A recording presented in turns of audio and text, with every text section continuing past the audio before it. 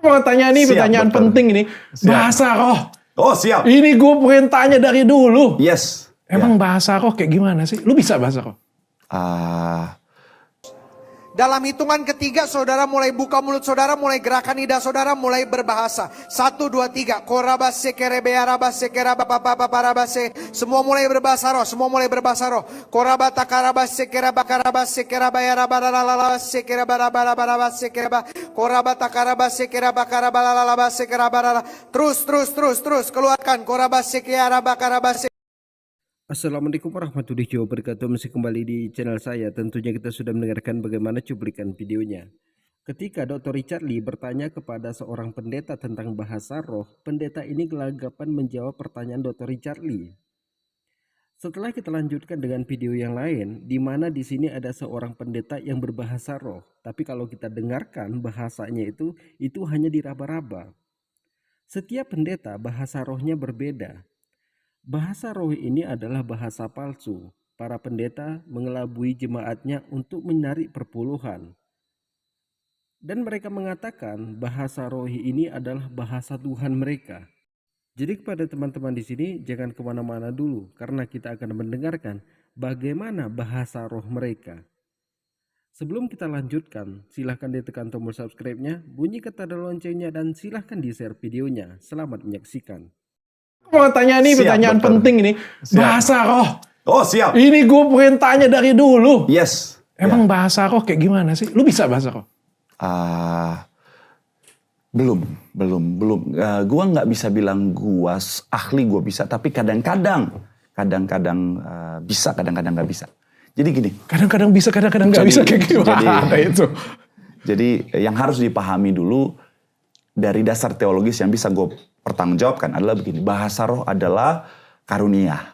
Jadi bahasa roh itu adalah karunia Tuhan kepada orang-orang di mana melalui bahasa roh itu mereka bisa memuji Tuhan, gitu ya, mereka bisa menyembah Tuhan. Tapi bahasa roh itu karunia, bukan sesuatu yang bisa dipelajari. Karena kadang-kadang ada yang begini. Ada oknum pendeta dibilang begini, "Hai Bapak Ibu Saudara, kalian harus belajar bahasa roh. Karena di sorga kita akan bicara pakai bahasa roh. Saya sama istri saya bicara pakai bahasa roh. Saya pulang pelayanan. Siapa? Saya pulang pelayanan. Mama, laba. Dia langsung masuk ke dapur, bikin kopi keluar. Papa, laba. Nah itu dari perspektif pemahaman teologis gua itu. Mari kita coba sama-sama, kita bangkit berdiri, ayo semuanya. Ingat, karunia ini tersedia bagi setiap orang percaya yang sudah menerima Roh Kudus. Amin. Tutup mata kita sama-sama, angkat kedua tangan kita. Ikuti doa saya. Di dalam nama Yesus, aku minta karunia bahasa roh Tuhan aktifasi di dalam diriku. Aku menerima karunia-Nya di dalam nama Yesus.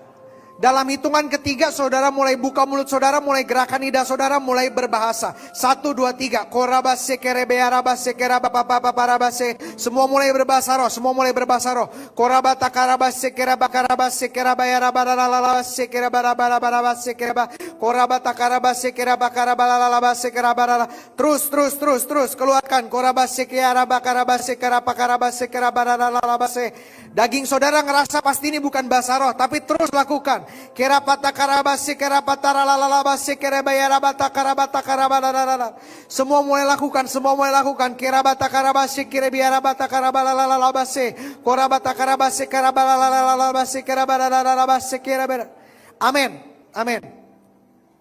Nah, banyak dari saudara pasti ngerasa ini kayaknya bukan bahasa roh deh, ini kayaknya bahasa saya doang deh. Saya mau bilang sama saudara, itu adalah kedagingan saudara yang bilang. Karena bahasa roh yang palsu itu tidak ada. Kenapa tidak ada bahasa roh yang palsu? Karena bahasa roh gunanya buat diri saudara. Makanya lebih berguna saudara berbahasa roh di kamar sendiri daripada di ibadah. Saudara setuju sama saya? Sama aja dibilang doa ada yang palsu nggak? Lah ketika kita tutup mata, kita berdoa, kita bilang Tuhan, itu udah berdoa. Nah bahasa roh juga sama. Ketika saudara tutup mata saudara, ketika saudara berbahasa roh, itu adalah roh saudara sedang berdoa kepada Tuhan. Kita sudah mendengarkan bagaimana dengan bahasa rohnya.